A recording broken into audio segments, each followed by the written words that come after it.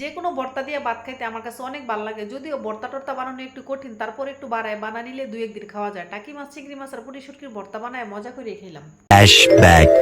আসসালামু আলাইকুম, সবাই কেমন আছেন? আমরা আলহামদুলিল্লাহ ভালো আছি। বাঙালি মানেই ভর্তা ভাত, আর বাঙালিরা কিন্তু ভোজন প্রিয়াসী। যে কোনো খাবার খাইতে কিন্তু বাঙালিরা অনেক পছন্দ করে, আর আমার কাছে তো ভর্তা ভাত হইলে আর কোনো কিছুই লাগে না। সবসময় ভর্তা খাইতে ইচ্ছা হয়, কিন্তু ভর্তা বানানোর ঝামেলায় ভর্তা খাওয়ার ইচ্ছাটা মনের মনিকোঠায় থেকে যায়। তবে আজকের মনটার একদম মানাইতে পারলাম না, মনে চাইতেছে ভর্তা বানাই খাবো, আর দেরি করি না। চিংড়ি মাছ আর টাকি মাছ সুন্দর করে একটু তেলের মধ্যে ভাজাভাজি করে নিছি। সময় পরিবর্তনের সাথে সাথে জিভ্রার স্বাদেরও পরিবর্তন হয়েছে। ছোটবেলায় কিন্তু মাছ মাংস ছাড়া কোনো কিছু ভালো লাগে না, আর এখন কি একটা অবস্থা, গোস মাসের চেয়ে বেশি একটু ভর্তা বাড়তে হইলে কিন্তু বাদ ২-১ প্লেট বেশি খাওয়া যায়। তারপরে কয়েকটা পেঁয়াজ রসুন সুন্দর করে একটু ভাজাভাজি করে নিয়েছি, যাতে ভর্তা বানানোর পরে ভর্তার মধ্যে কাঁচা পেঁয়াজ রসুনের গন্ধটা না করে। আর লাস্ট মুহূর্তে দিয়ে দিচ্ছি পুটির শুটকিটা একদম সুন্দর মতন ভাজাভাজি করে সবকিছু রেডি করে নিয়েছি। এখন খালি ভর্তা বানানোর ফলা ফাটাটারে প্রথমে একটু পানি দিয়ে সুন্দর করে ঘষা মাজা করে ধোয়া দাই করে নিলাম। তারপরে শুকনো মরিচ আর লবণ দিয়ে একটু বাটাবাটি করে নিলাম। প্রথমে টাকি মাছটা দিয়ে উদ্বোধন করলাম, মাঝখানের কাঁটাটা ফালায় দিয়ে দিলাম একটা বাটাটা দেওয়ার পরে দেখতেছি সুন্দর করে মিশাইতে পারতাছি না, কারণ মাছটা একদম মশমশা করে ভাজা করছিলাম। তারপরে পুতা ডালে কত ছেঁচা দিয়ে একদম মাছটা নরম করে লেছি। তারপরে একদম মনের মতন বাটাবাটি করে ভর্তাটা বানিয়ে নিতেছি।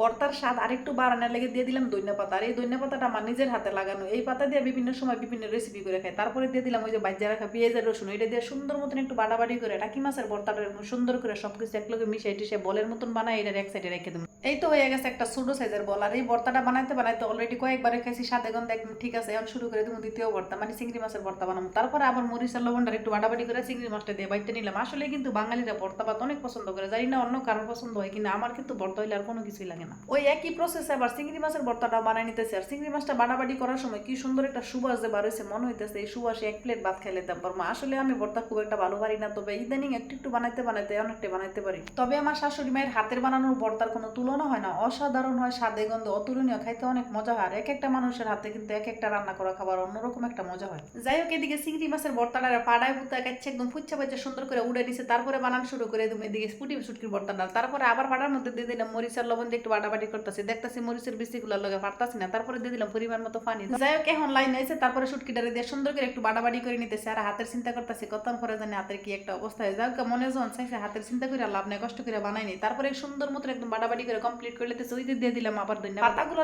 সুন্দর করে বাটাবাটি করে ২-৩ কোয়া রসুন আর একটু পেঁয়াজ দিয়ে নিলাম, কারণ আমার শাশুড়ি মায়ের ভর্তার মধ্যে পেঁয়াজ আর রসুন কাঁচাই দেয়। তবে আমি একটু ভাজাভাজি করে দিতেছিলাম, দুইটার সাথে একলগে মিলাই দিলে জগা কিছু রয়ে যাবো। যাই হোক, এদিকে বাটাবাটি করে নিতেছি। তারপরে একদম কাঁচাই কুচা রেডি করে নিতেছি। তারপরে কাঁচা পেঁয়াজ রসুন আর ভাজা পেঁয়াজ রসুন একে অপরের সাথে মিলাই দিলাম হাত দিয়ে। এদিকে মনে করেন ভর্তাটা একদম কাঁচাই কুচাই ফুচ্ছা রেডি করে লইলেছি। দেন ৩টা ভর্তার চেহারা কত সুন্দর দেখে মনে হইতেছে ২-১ প্লেট ভাত এখন খাইয়া নিই। এদিকে মনে করেন একটু ছবিও তুলে নিলাম। তারপর আগে ভাগে একটু সুদের ভাত নিয়ে নিয়েছিলাম, আমরা যেটা চুরি কই।